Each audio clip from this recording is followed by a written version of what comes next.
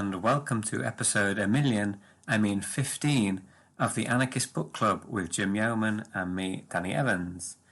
This is a special collaboration episode that we recorded with Pearson from Coffee with Comrades, and in which we interviewed Ruth Kinna about her book, The Government of No One. Shortly before recording the interview, I'd attended an online talk by Pascal Siegrist about anarchist geographers in the late 19th century. It was really interesting, and it was on my mind while we chatted with Ruth, and it accounts for one of the questions I asked about Eurocentrism and progress. So I just wanted to acknowledge that influence without, of course, claiming that Pascal would necessarily agree with my interpretation. Anyway, hope you enjoy this episode.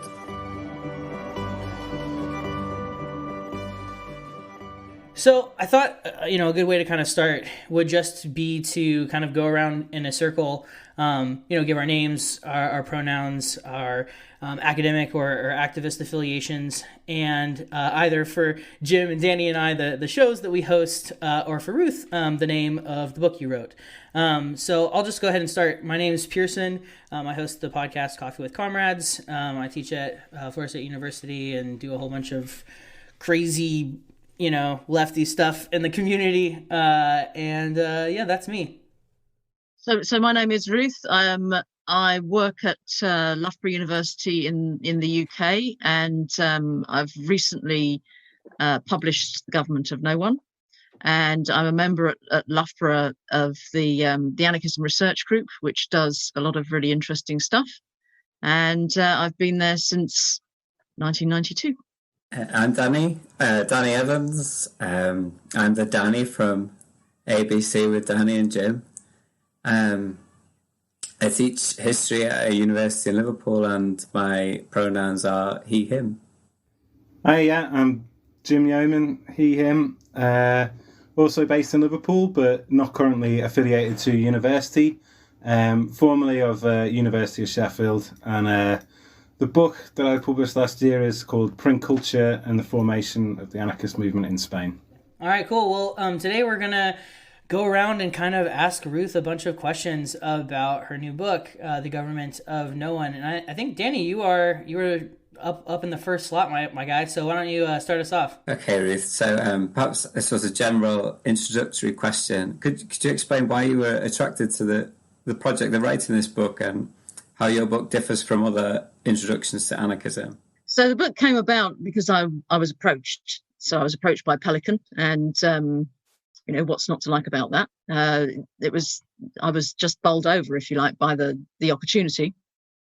And I suppose part of me, always thinks that whenever I finish a project or a piece of work, my first reaction is to think, oh, thank goodness that's over. And my second reaction is to tend to think, what would I have done differently? If I got to do this again, what would I do differently? And because I had written an introduction to anarchism a few years back, it is something I think about quite a lot. And I thought about, since publishing this as well, what would I do differently? So it was just too good an opportunity to miss. And it was something I like explaining anarchism. I think basically that's one of the things I like doing. I like promoting anarchist ideas, and this was a fantastic chance to do that.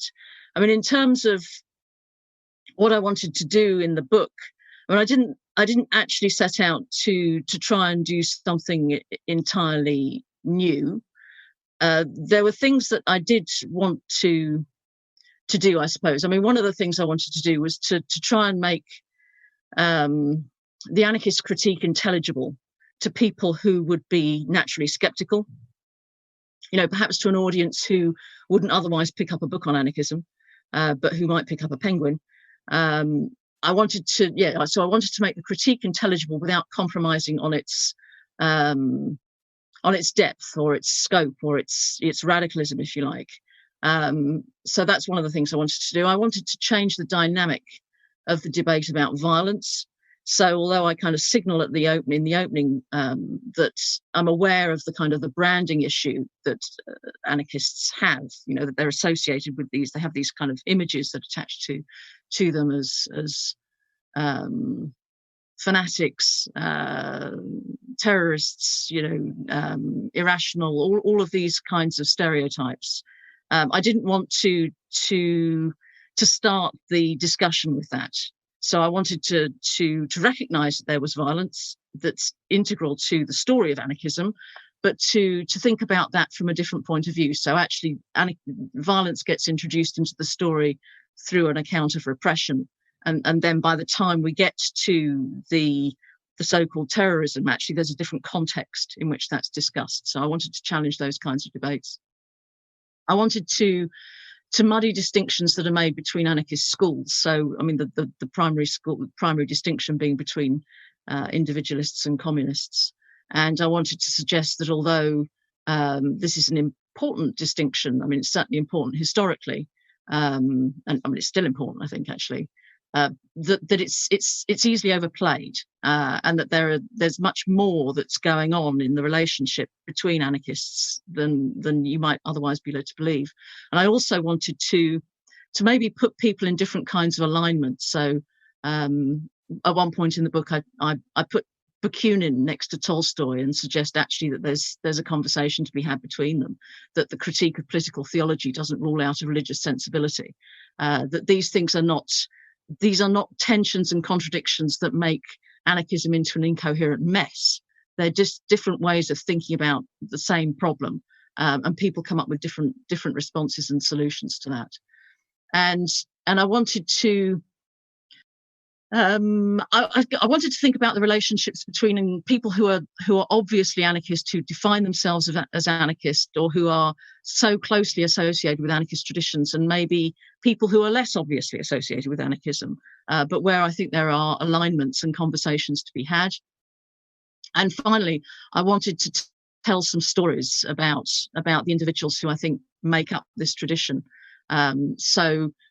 There's a hefty section at the back of the book which basically covers a whole set of biographies of my cast of characters, if you like. And I mean, it's risky in a way because you always end up excluding some people who deserve to be mentioned and talked about. But I at least wanted to give readers a flavour of the lives that had been led, and the contributions that individuals made, and the fantastically rich contributions that individuals made to this tradition. Beautiful. Well, I, for one, have like a million questions, and we're probably not going to get to all of them, but I did want to ask you, because you have this like really lengthy and wonderful section about the efficacy of education in your book, Ruth, which really appealed to me as a professor, and I think is part of like kind of the conversations that a lot of us, hosting this podcast have with one another and with our colleagues all the time, right? Is like, how can we be good educators, right? And I think, even the podcasts that we both host are doing a lot of educational work. And so it's one of the things that appealed to me, and I wanted to ask you about, because it really gels with my sort of pedagogical approach to teaching. And in The Government of No One, you have this really useful figure, which is 2.1 for folks who have the book, which outlines the differences that distinguish anarchist education from statist education.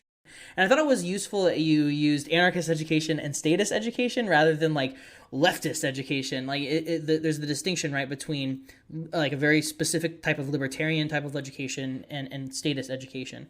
And so I was wondering if you could maybe walk us briefly through the different ways that anarchists and statists approach the conception, management, method, and aims of education. I can try. So it is a long section on education, and it's a long section because it mirrors the previous discussion. So the previous chapter is all about domination. And what I try and do in the previous chapter is think about the different ways in which anarchists have understood problems of domination. And these are multiple. And there's no silver bullet to anarchy. There are just multiple forms of domination that anarchists are wrestling with all of the time.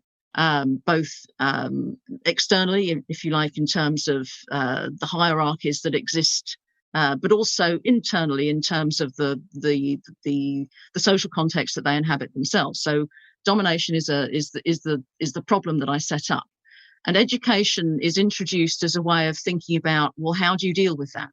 And part of the discussion is sort of turns, I suppose, on a relationship that I'm trying to build between anarchism as a critique of republicanism. And if you think about it in those ways, then one of the things that anarchists inherit from republicanism is the idea of how you create and sustain the virtuous republic, and you do that by nurturing virtuous and creative and participatory citizens, right? Well, the anarchist doesn't want to sustain the republic. The anarchist wants to keep building anarchy, but it's the same problem. If you know that domination exists, if you can locate it in particular kinds of hierarchy, then there are ways in which you can structurally change, but you still have this problem of always being aware of the possibility that some people may try and exercise power over others, command authority over others, not understand the hierarchies they're in, all of these problems. So this is a problem of education. It's a problem that anarchists try and deal with, I think, in the round, in terms of socializing people. The question is, how do you socialize people to exercise individual judgment cooperatively and in ways that don't dominate others and in ways that aren't repressive? And that's essentially a problem of educating.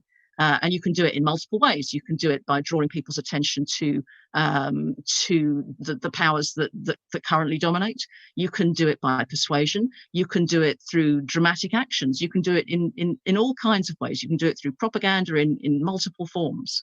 But it is about education. So that's one way in which I sort of introduce, if you like, the idea of education. And once so the question that then raises itself for me is, well, so how do you close the gap between an aspiration to educate people so that they can operate, that they can be empowered to function anarchistically in a society that is dominating? So there's forever this tension about how you do that. And the one thing that that anarchists can't do is that they can't tell people, they can't command people to be anarchists.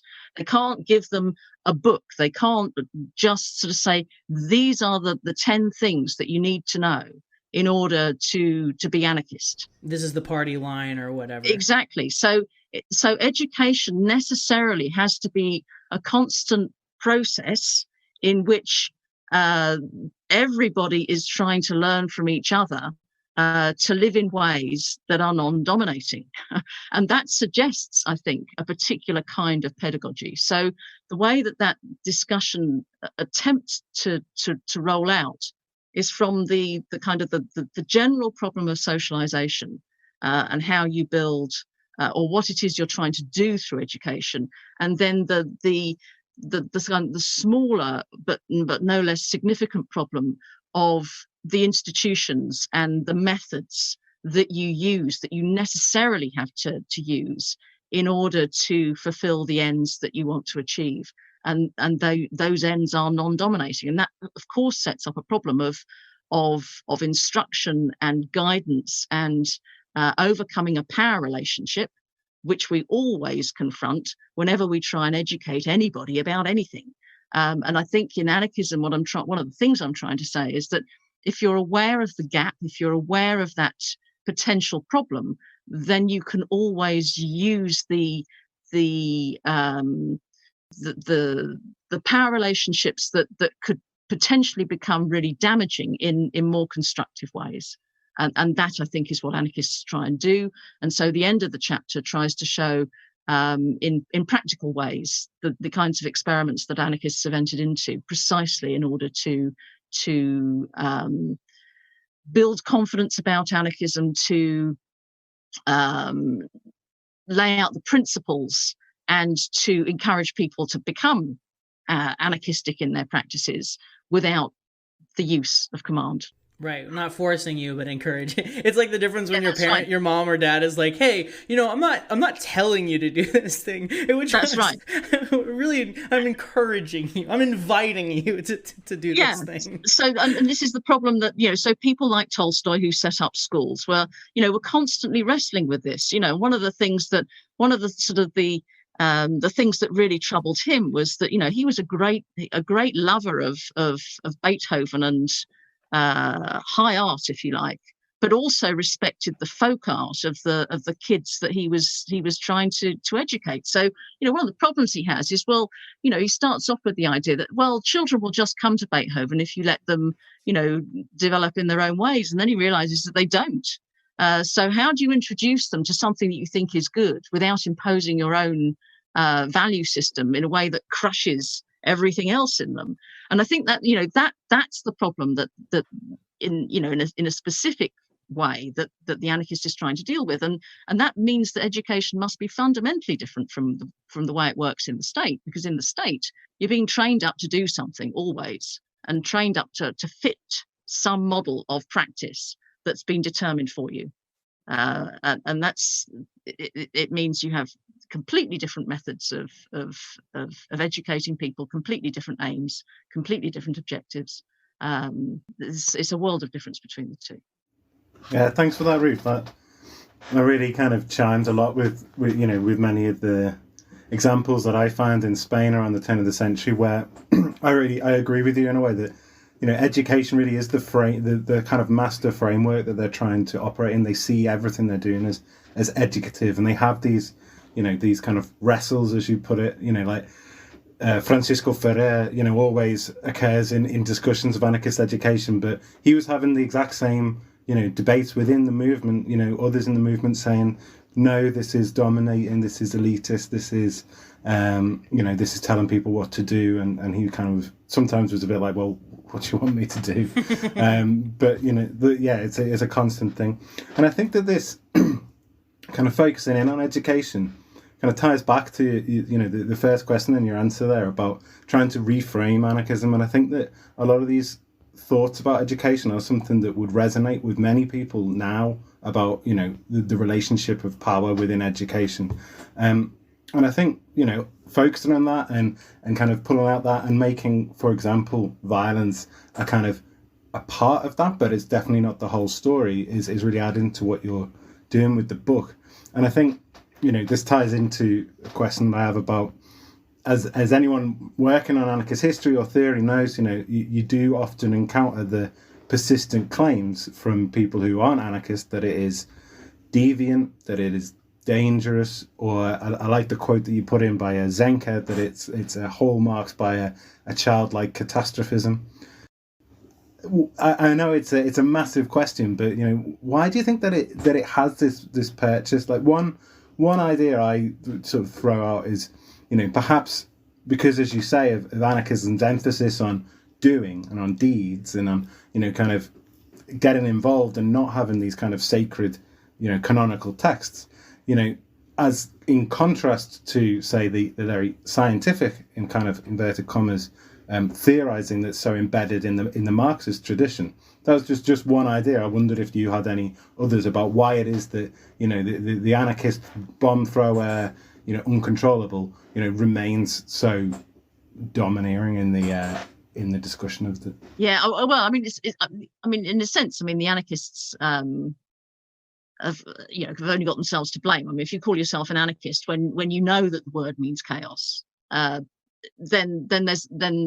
you're working, you're putting yourself on the back foot in a way, but at the same time, I think the reason that someone like Proudhon calls himself an anarchist is because he wants to make clear that he doesn't see himself, he doesn't see his politics within the framework, the ideological framework of post-revolutionary Europe.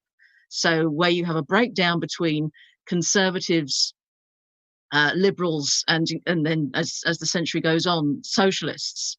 Anarchy is not on that spectrum. It's out of that spectrum, and you have to understand that, I think, and that's why Proudhon has this kind of provocative, or he adopts this provocative label, but because it's bound to be scary, but I think that message comes through quite loud and clear. So I'm not sure that it's the emphasis on deeds as such. I think that comes. The stories I tell at the beginning of the book about Haymarket and the Paris Commune.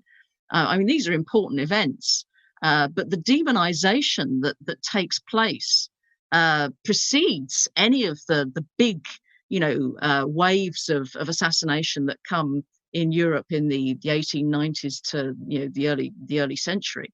This is the reputation that the anarchist has is acquired, through a fear, I think, that these are socialists at the point at which the First International breaks down.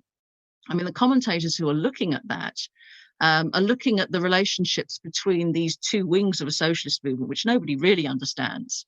But they do pick up on the fact that, well, there is an aspiration in part of this socialist movement to take part in parliamentary institutions. And that makes them look good. So, it may be a complete distortion of Marxism to say that they were reformist, but it looks like they're joining. It looks like they're at least having a conversation about these institutions. The anarchists are saying, I don't want anything to do with this. I'm going to work outside. And of course, that's immediately a problem and that's exactly what the anarchists do. They mobilize in union movements, they mobilize in their own smaller groups, and they're attacking all of the institutions that are being defended as perfect expressions of liberty and equality. How much worse could it be? I think there's also a kind of a historical accident, if you like, that some of the anarchists who are coming out of Russia, so some of the big names in anarchism, it forges a link with nihilism. The nihilists have just killed the Tsar. There's a lot of women involved, and not only are they killing people, they're also not getting married. This is appalling kind of transgressive behavior, because if you start attacking institutions like the family, goodness knows where are we going to end up. So I think you can see why anarchism presses these kinds of buttons of destructiveness and social chaos, because actually that is what the anarchists want to do. They do want to transgress. They don't want to obey the rules. They're not accepting the norms, and they're and they're associated as well with anti-state struggle, and then you've got the chaos label. So anyone who then seems to sort of or any movement that falls into this category is always going to be anarchist, whatever the politics that's being expressed. Which is why, from the 1780s, any kind of assassination attempt is being labeled anarchist. So that the attempts on the Kaiser, they're anarchist, even though from the anarchist point of view, of course, they're not. So it's that kind of general confusion, I think, that explains the demonization. And I think the reputation that Marxists gain for being scientific, that's another complication, but I think that comes a bit later. Marx is known from the manifesto and in 1871 as being a fairly threatening character. He's the Red Doctor, right? So that tendency, if you like, to think of Marxism as a theory and anarchism as a practice, I think that comes later. Yeah, I think that's really convincing, Ruth. Just now that the sort of anarchist Marxist divergence has been introduced, it's made me think about the educational question, and this is like sort of deviating from the script a bit.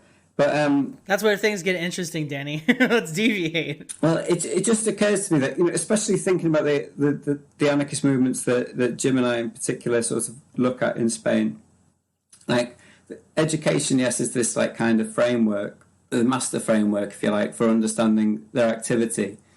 But just on the face of it, without like getting into the sort of anarchistic techniques of performing that educational work, the idea that there are some people, anarchists in this case, who have arrived at the truthful position, who have understood how domination operates in society, and then need to persuade the masses, right, of that truth, is, on the face of it, broadly similar to, say, that the sort of Leninist conception of like consciousness needing to be introduced to the working classes from the outside. And it just occurs to me that, I mean, what I would wonder what you think, like about, say, Rosa Luxemburg's critique of Lenin in this sort of period of the early 20th century, to basically sort of try and subvert that whole model, right, of saying that, in fact, it's us who are likely to learn from the masses, right, from the struggle. Like that process itself is what's going to have like an educative quality. And if you think about, the Paris Commune has already been talked about. If you think about the Paris Commune itself as something that doesn't like emerge as a consequence of propaganda, although maybe that's a sort of more complicated question. But has this enormous sort of generative role in both Marxist, but definitely specifically anarchist conceptualizing of revolutionary transformation in the future. So I wonder, what you think about the Luxemburg critique, and would you claim that critique as a libertarian critique, and would you agree that in some ways it's like a more profound subversion of the educational model, because it goes beyond just a technique of trying to sort of mitigate domination?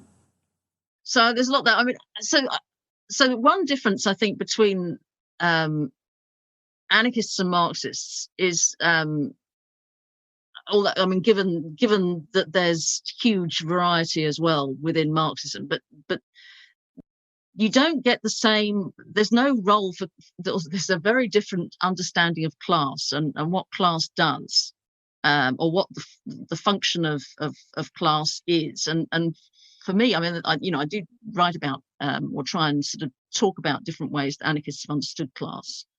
But however they've written about it and however close some of the discourses to discourses in Marxism, I don't think anarchists, typically at least, consider that change comes through understanding a particular social role. It's not about constituting yourself. It's about how you behave. So it is about practices. It's not about sort of delivering liberation, and that makes revolutionary change different in these traditions for me. In terms of I think on the kind of the Kautsky-Lenin, the gap between the problem of consciousness, if you like, and working class consciousness, and how you overcome misunderstanding, or how you instruct people in or how you draw people's attention to the fact that they may be exploited, they may be oppressed, and they don't realize it. How do you do that? Well, it's not quite the same problem, because you're not trying to create class consciousness, but what you are trying to do, and that, I think this is really clear in people like Malatesta, you are aware of the fact that people are manipulated, and they're deferential, and they're misled, and they're frightened, and they're likely to believe the people that they're told they should believe. So there are, dominant structures which inhibit people from taking part in revolutionary movements, in expressing themselves in ways that anarchists want them to express themselves through resistance. So there is that gap. But I think Malatesta is pretty clear that you can only keep trying to show what the problem is and persuade people.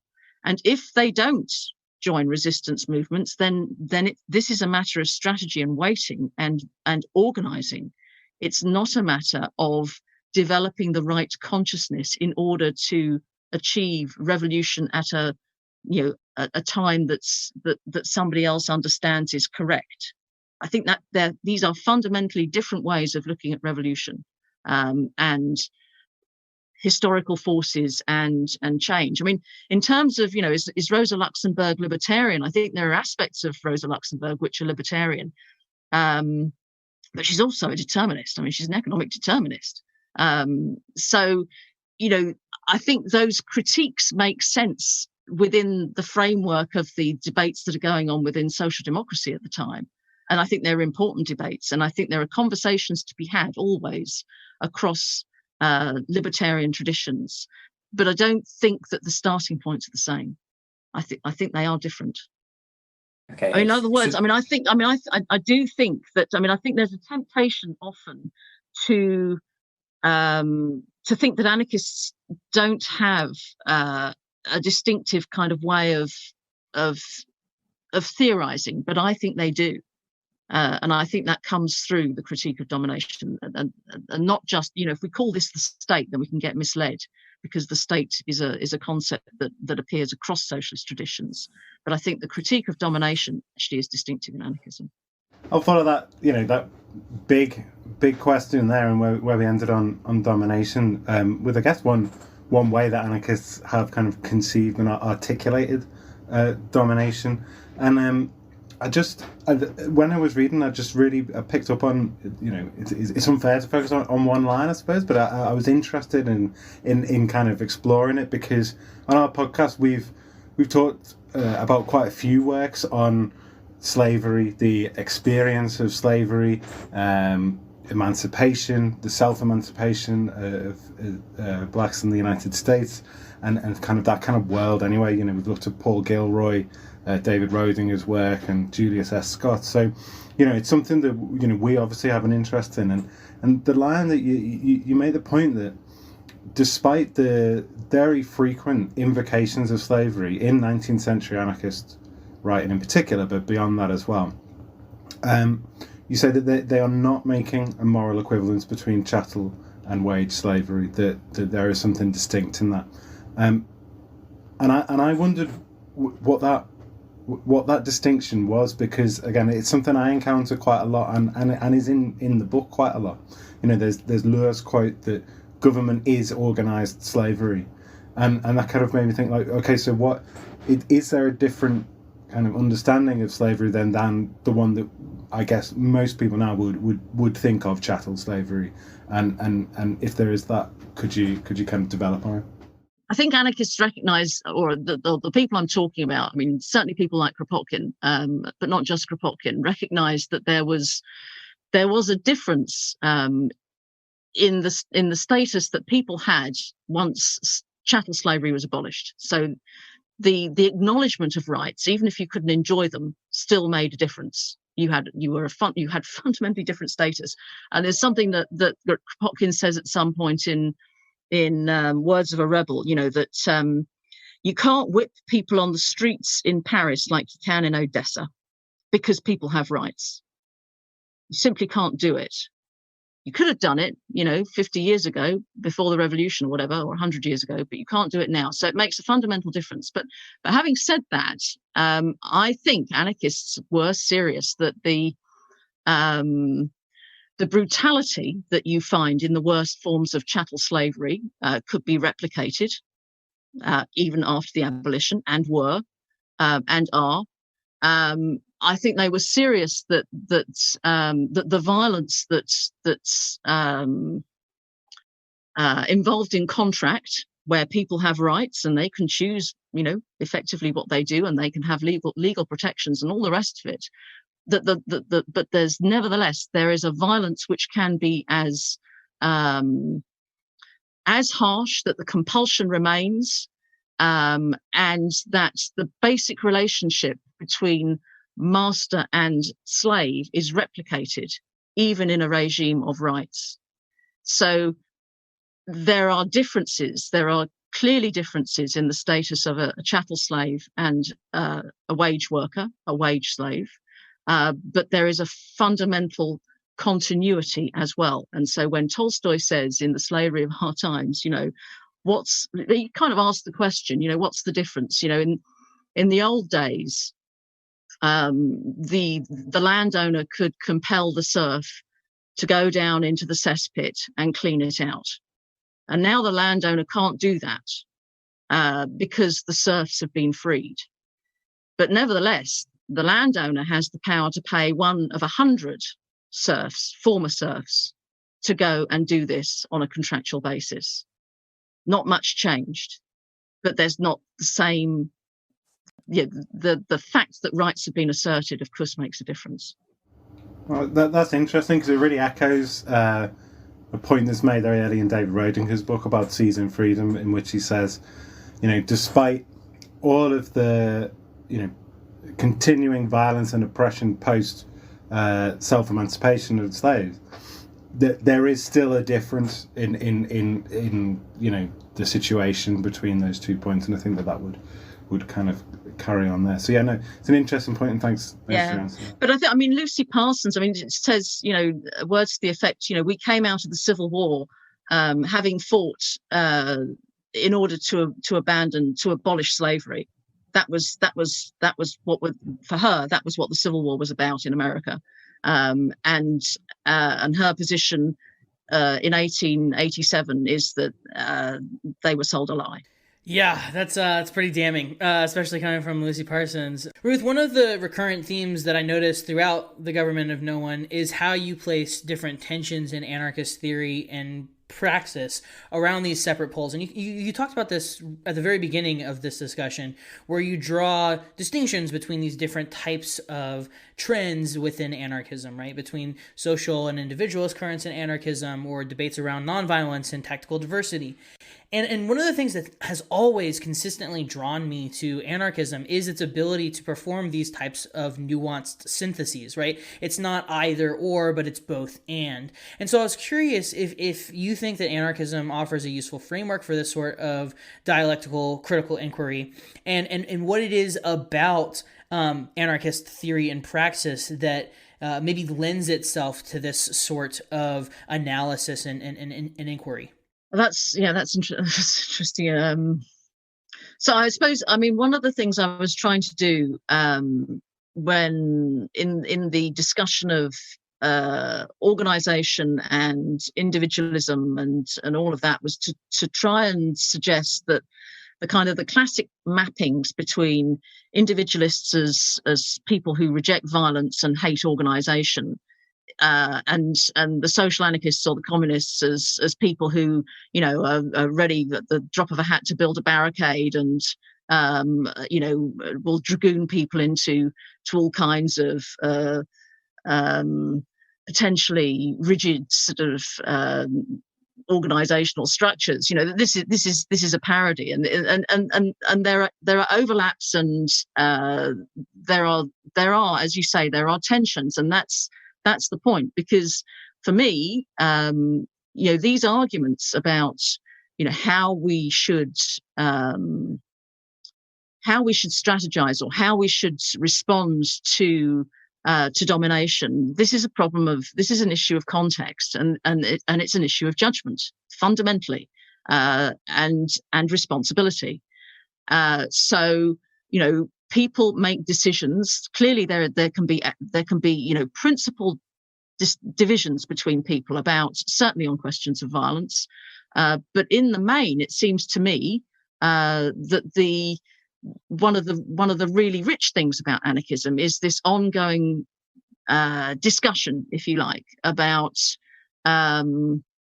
what we can learn from particular people in particular times, and how that informs our current practices and responses to problems, and most of all for me, how we can resist being too judgmental about the choices that other people have made, because we have to walk a mile in other people's shoes. We have to try and imagine ourselves in those contexts, and have a bit of humility, if you like, about the choices that people have made and the decisions that people take.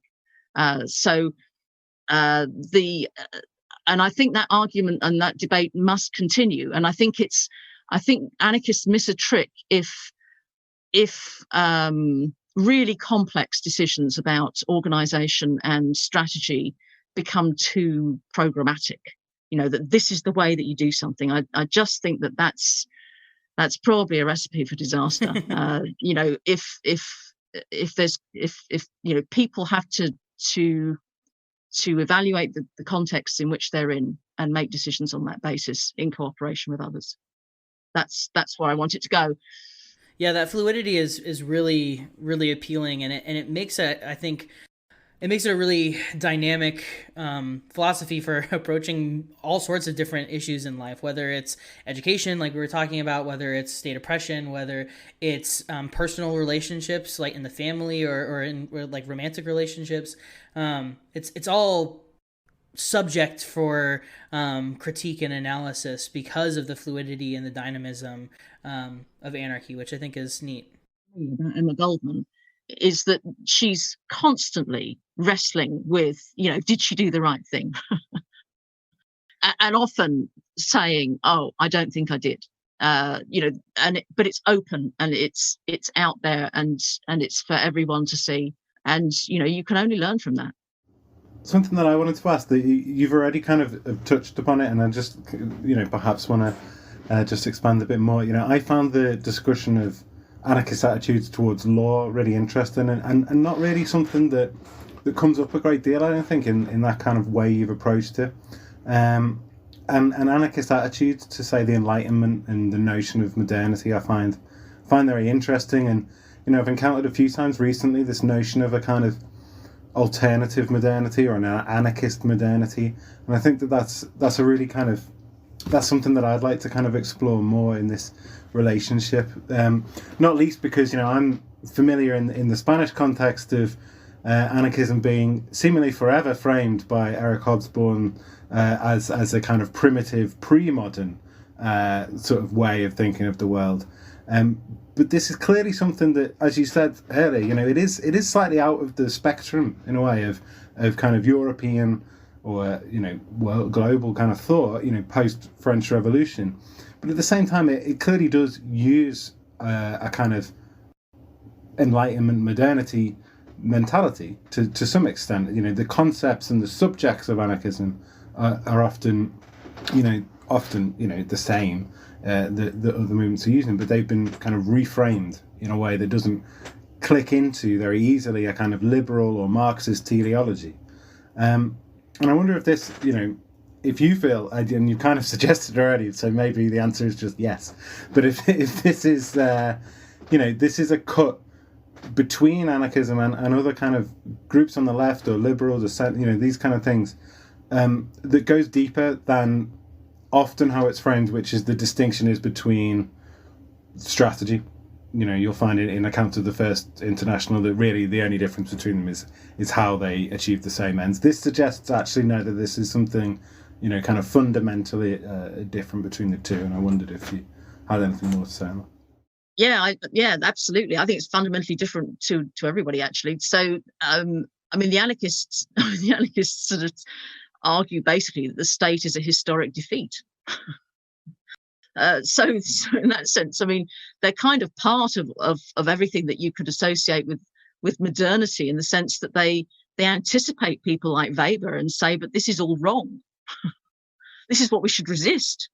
All of these forces, these are our detriment. This is our doom.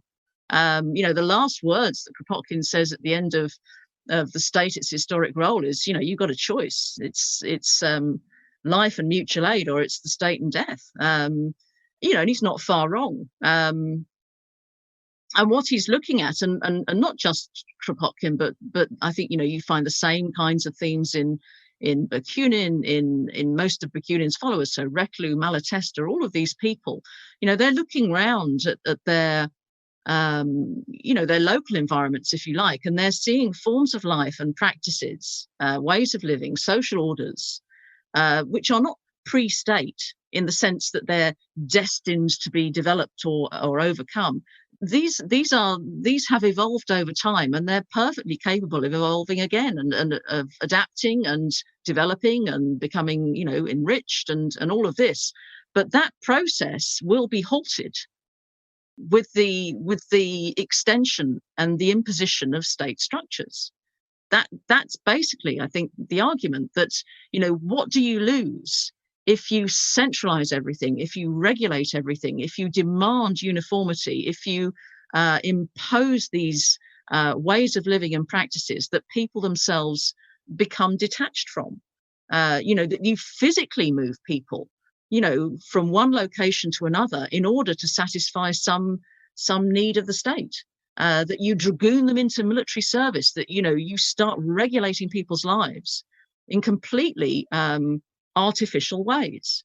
That they're not, that people are, but one of the things that Kropotkin says in Mutual Aid is, the village community is the most stable social system. It's the one that you find everywhere across the globe. It's existed for the longest period of time. It continues to exist within the state. So, and the point he's making is not that, we should try and preserve something in aspect, but that we should resist those forces that will crush it, because the costs of that are, social alienation, detachment, and a complete dislocation of individuals from environments that they can participate in and shape themselves. And so from that point of view, of course, from the critical perspective, that looks backward looking, because if you assume that the state is a historic victory, and the root of all progress and well-being, then of course any kind of critique makes it look as if you're trying to turn the clock back. But the anarchist is saying, that those time frames themselves are completely fictitious. You've just imposed that on the world and said that's what you think because you have this kind of civilizational logic. But we should question that. We should critique that, and we should preserve those kinds of order, those social forms, and try and replicate them in ways as far as we can, in order to resist the encroachments of the state. But don't you think there's a bit of a tension here, though, Ruth? I personally, I see a lot of what you might call civilizational thinking in classical anarchist thought, and as as sensitive as people like Reclus and Kropotkin were to sort of non-state societies, I still think they had an idea of progress, and they understood that progress in civilizational terms. I think in Reclus has in one of the books an actual a sort of a schema, of a mapping of civilization moving from the fluvial to the oceanic and things like that. And they're obviously aware of the bumps on the road and things like that. But I think don't consider the state to be a motor of progress. But can't you see this kind of baggage in things like the Manifesto of the 16, right? There's an investment in an Enlightenment idea of civilization and progress, that has its sort of political consequences in the 20th century. Oh, I don't want to whitewash the anarchists and say, people are products of their time to a degree. I think, one of the things that you find often, certainly in Reclus and in Kropotkin and Mechnikov, who was also part of the kind of the geography gang, is this sort of inheritance from Comte of the three stages, and this is replicated in a lot of their work. But I think the difference with the anarchists is that they don't map it to particular cultures. So not consistently, at least, not systematically. So, and you do get in certainly in Kropotkin and Reclus an explicit rejection of the idea that Europe and the West are at the top of the stages. What you tend to find in them is that the top of the stages is anarchy. And now, to a greater or lesser degree, and you can, Rocker gets wrapped up in that criticism too. They tend to associate anarchy with Western forms, but not exclusively.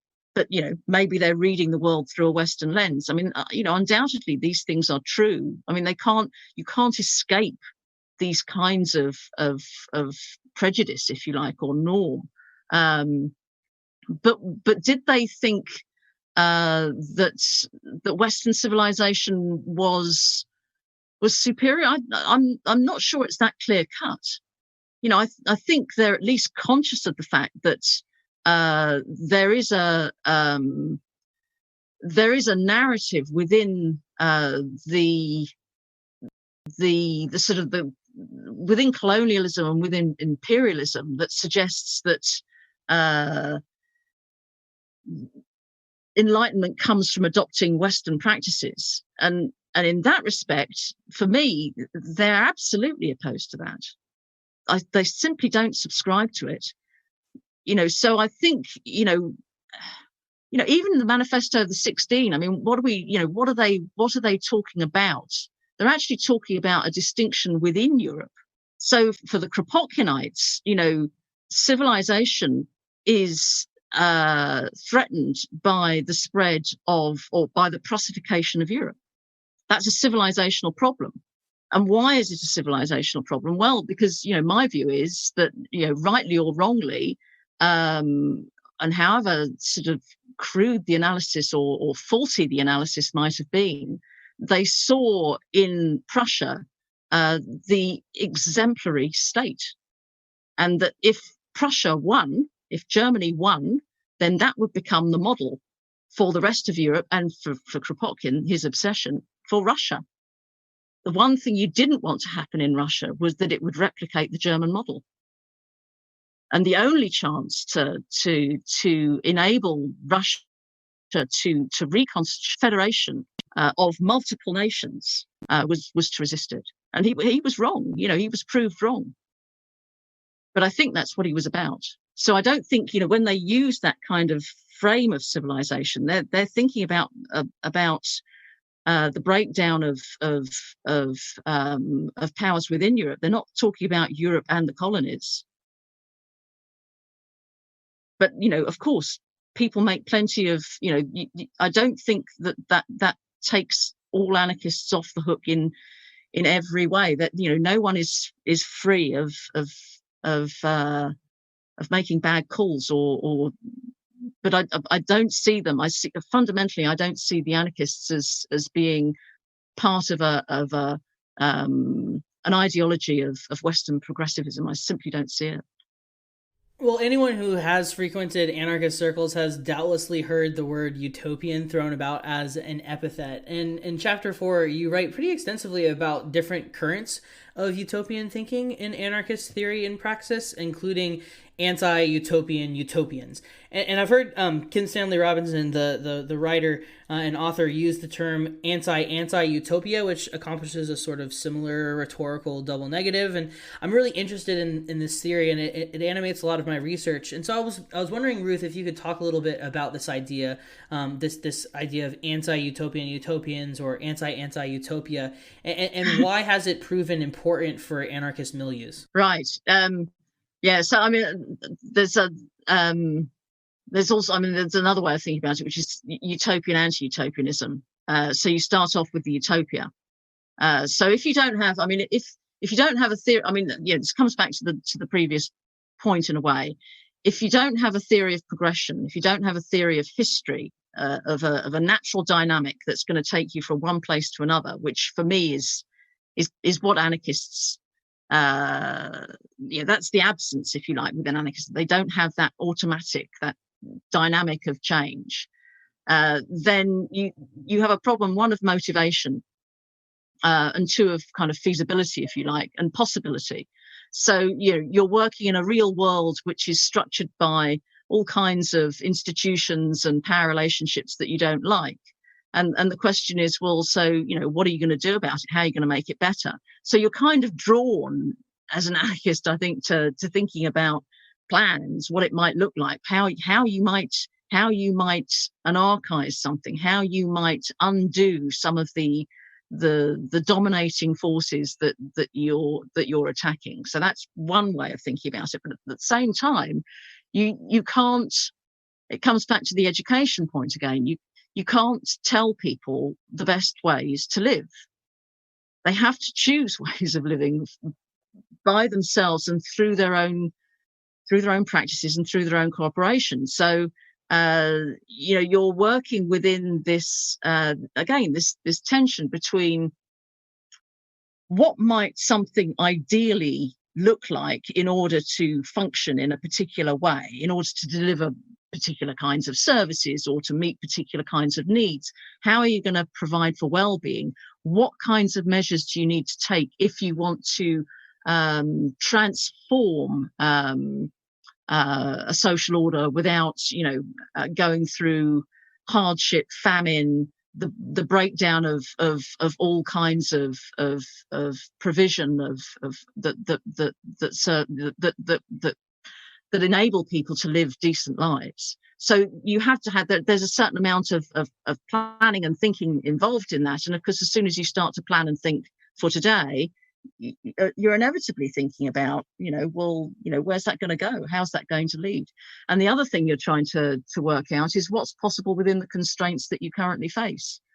We could sit here, and that one of the criticisms that the anarchists, the late 19th century anarchists had of so-called utopian socialists, was that it was a pretty pointless exercise to try and sit down and say, hey, look, ideal society looks like this, when actually capitalism was developing in particular ways that, one, were going to make it impossible, even if you thought that you could sell a desirable plan to everybody in the first place. So I think there's a utopianism in anarchism, which is about motivation and trying to overcome the deep skepticism people have about the practicality of social order without the state. And on the other hand, a way of denying a blueprint, if you like, the possibility of finding a perfection. And it's, the criticism that anarchists have of mainstream constitutions and republicanism and liberalism is that that's precisely what they did, these people. They sat down and they said, what's a liberal society going to be like? What's an egalitarian society going to be like? Oh, I tell you what, I can write it down and then we can build it. And for the anarchists, that's a complete disaster, because as soon as you crystallize something in that way, you're building in a whole set of decisions and values and institutions that people themselves are not party to. They're not part of this. They're not involved in this. It's artificial. It's entirely artificial. It's abstract. So you can only build from below, but you have to build according to certain aspirations. And I guess that's where the utopianism comes in. So I suppose this last question builds on that, what you were just saying, Ruth, but maybe it's more about, I suppose, your own conclusions, because in the final paragraph of the book you state that the chances of anarchizing our social relationships and institutions are a lot higher than the likelihood of replacing the state with anarchy. So I was struck by this, and I wasn't sure exactly what you meant, because following the sort of the Landauer statement about the state as a social relationship, I kind of thought that one would entail the other. If we anarchize our social relationships, then that's the state gone, right? So could you expand on the distinction that you're trying to make here?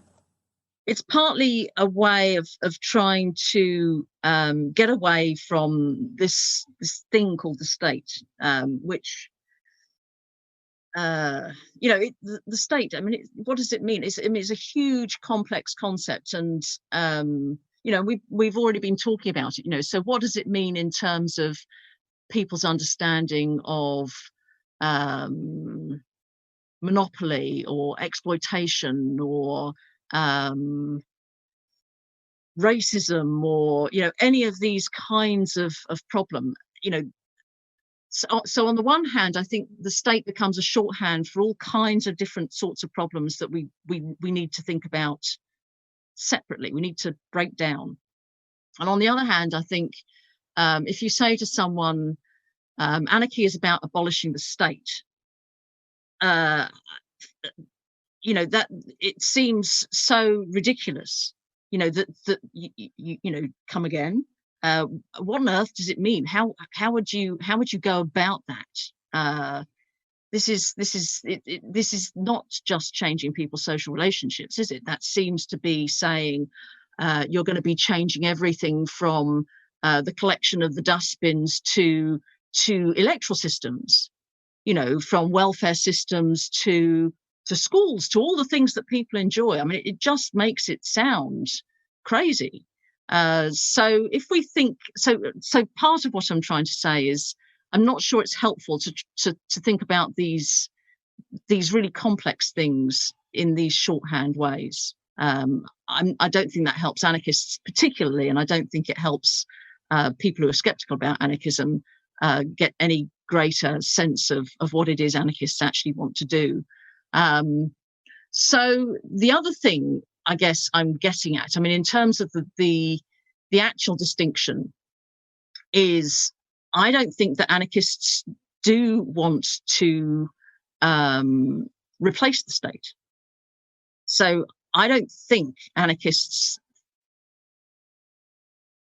really want to do all that the state does. I think they want different kinds of social order. They don't want the same functionality. They don't want this monopoly. They don't want that kind of exercise of violence. They don't want necessarily to meet everybody's, do you want welfare or do you want well-being? These are different kinds of things. One comes from care and community and cooperation. The other comes from dependence. And if you have dependent relationships, you have to have, quite complex, expensive structures in order to deliver all this. Do we want to replace that? No, I don't think we want to replace it. We want to do something different. And I think until you then break down what it is you think the state is, you can't really think about what it is you want to do differently or how you want to do it differently. And it may be that different groups of people actually have different understandings of the kinds of social order that they want and come up with different sorts of responses. But just to say anarchists want to do, that does put you back in the kind of the framework of, well, anarchists are like Marxists, except they have different means. No, they don't want to capture the state in order to make it more to get rid of class power. They don't want to replicate the state. They don't want to replace it. They want to stop it because it continues to grow. And in order to do that, you have to fundamentally rethink your priorities and what it is you think that you can provide in order to realize well-being. Is it almost like and I don't want to put words in your mouth, and I know we're kind of like towing this interesting line between anarchist kind of like theory and Marxist theory, but is the project of anarchizing our social relationships similar in theory to the idea of like the withering of the state, but less so like the withering of the state and more like making the state like obsolete? Like I've heard people use that type of terminology before, where like the state like and its structures and powers no longer matter. Is that kind of like what you're hinting at there, or is it something like different? No. So my understanding of the withering away of the state is that the state loses its class function, right? So the state becomes the administration of things. So there's no reason to worry about class repression anymore, because there's only one class now, and the state as the instrument of the executive of the bourgeoisie, the instrument of class power, it's gone. But so this is what Bakunin said, yeah. And so what happens to all those institutions? The military, the justice system, what happens to those? They're just run by a classless group. Well, no, thank you. I don't want that. So anarchizing is, I suppose, a way of I mean, it's a term that I've taken from Armand, and I think it's a great term. The whole idea that it makes anarchy for me quite approachable, accessible, because just as you can think about democratizing institutions or republicanizing institutions or feminizing institutions, you can anarchize them. And you can do that by tackling the systems of domination that you see around you, and that might be simply in the way that you behave to other people. It might be the technique you use in a classroom. It might be the resistance to the technique you're told to use in the classroom. It may be in the way that you engage with local community organizations. It may be in the way that you organize local community organizations. There are all manner of things that, it might be in the information you produce, the way you disseminate it. These are things within our power and our control that we can anarchize. Yeah, and I really like the term. I hadn't heard it before until I read the book. So thanks for introducing me to it. I really like it too because it also jives with the idea that like anarchy is something you do, right? It's a verb. It's not just a noun, right? It can be, but it really is at its most potent and salient when it is active, when it's something that you do rather than something that you are. And I really like that idea about the language of anarchization or anarchizing. But yeah, I digress. Before we part ways, let's just go around real quick and let people know where they can like check out our work, pick up our book, that sort of thing. So Ruth, why don't you start? Where can listeners find your book, The Government of No One, or your other work? So The Government of No One is readily available in mainstream bookstores, but you can also find it in most good radical independent booksellers. You can access most all my work that's not owned by a publisher through the Loughborough University repository, and you can find a lot of it online. You can find other recent work on Dog Section Press's site, all free and accessible. Beautiful. Danny and Jim, where can folks go to listen to ABC with Danny and Jim? Well, any good podcast app, you should find ABC with Danny and Jim. We've managed somehow to create a relatively niche enough name that we're quite searchable. You can also find us on Twitter at ABC Danny and Jim. The same on Facebook. And we have an email, which is abcwithdannyandjim@gmail.com. Beautiful. And if you guys are listening to this episode of the podcast in ABC's podcast feed, you can find Coffee with Comrades wherever you get your podcasts. You can also find us online at www.coffeewithcomrades.com. We're on Instagram and Twitter. We have a Patreon, all that bullshit. But yeah, this has been a lovely conversation, y'all. I really appreciate getting to bounce these ideas around with y'all and think through these ideas. Ruth, thank you so much for agreeing to come on. Originally, we had just kind of like floated the idea of just having a conversation amongst ourselves, and then we were like, oh wait, we should just message Ruth and ask if she wants to join us. So I'm glad that we were able to make that happen. I think it was a cool little dialogue that we had. So thanks, y'all. Yeah, well, thank you. Yeah, I really enjoyed it. Thank you. For sure. Yeah, likewise. Yeah, and thanks very much, Pearson, and thanks, Ruth. I think that line from Kropotkin, life and mutual aid, or the state and death, is one that's going to stay with me, I think. Yeah.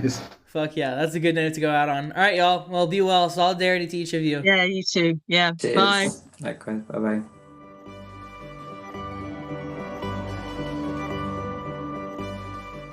Thanks for listening.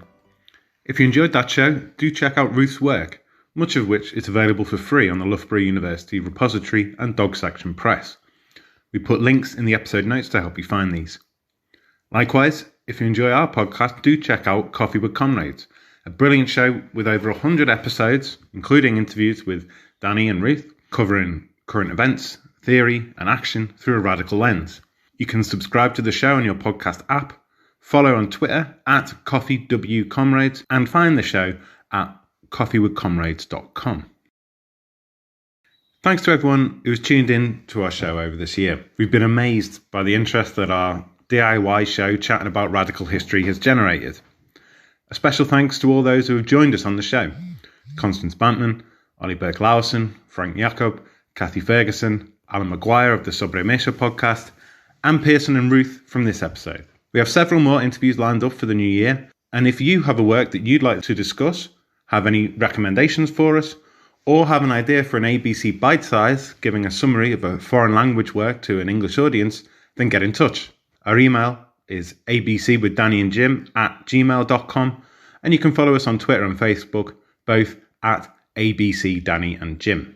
The podcast music is Stealing Orchestra and Rafael Denucio, Gente de Miña Terra. The podcast logo is an adapted version of the Left Book Club logo, and the image in this episode is a photograph of Jim's cat, Nye, enjoying the government of no one. Love and solidarity. Until next time.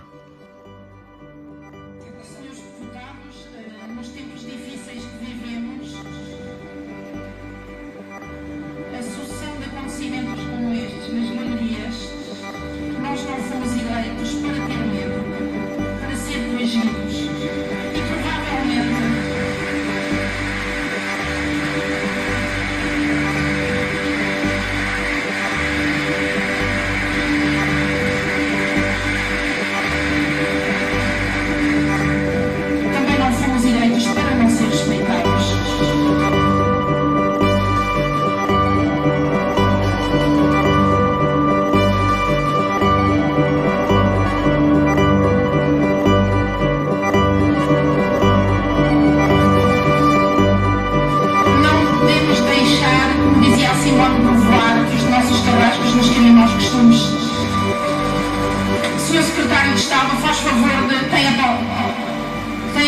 Paradise.